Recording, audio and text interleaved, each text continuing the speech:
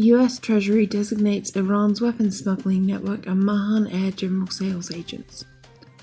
On Thursday, the US Department of the Treasury designated an Iranian regime shipping network involved in smuggling lethal aid from Iran to Yemen on behalf of the Islamic Revolutionary Guard's Quds force. Steve Mnuchin, Treasury Secretary, said, "The Iranian regime uses its aviation and shipping industries to supply its regional terrorist and militant groups with weapons, directly contributing to the devastating humanitarian crises in Syria and Yemen.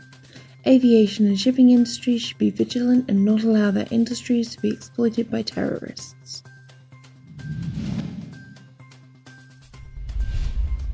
Demonstrations gatherings by Iranians in different countries.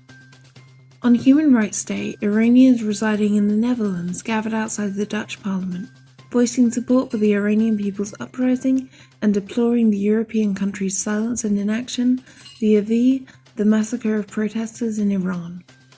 The same day, Iranian supporters of the resistance organized an exhibition of pictures of the martyrs of the Iranian uprising and those massacred in 1988 outside the Swedish parliament in Stockholm. Iranians also held a gathering in Bern to voice solidarity with the Iran uprising and demand the condemnation of the mullah's crimes against humanity. US lawmakers expressed their support of Iran protests during congressional briefing.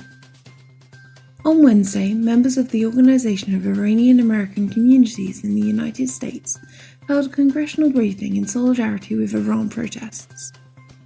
This event was also attended by several renowned US lawmakers from both political parties. Congressman Scott Perry said, "We are supportive of Iranians and thank you for bringing all these displays here for us to see." Congressman Brad Sherman introduced House Resolution 374 condemning human rights and terrorist plots by the regime.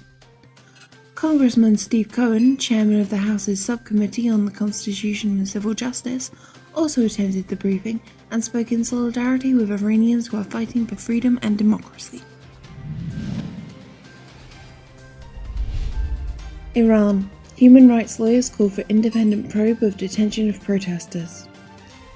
Two human rights lawyers who are incarcerated in Evin prison have sent out a letter expressing concern about the conditions of those arrested during the November protests. Nasrin Sotoudeh, one of those lawyers, in her letter on December 9th, while denouncing the ruthless attacks by the police and the security forces on the protesters, wrote, "Those detained do not have access to lawyers of their choice and to the due process of law. Government officials have called for broadcast of the confessions of the detainees against themselves. It is feared that some of the detainees might give in to this under physical and psychological pressure and torture."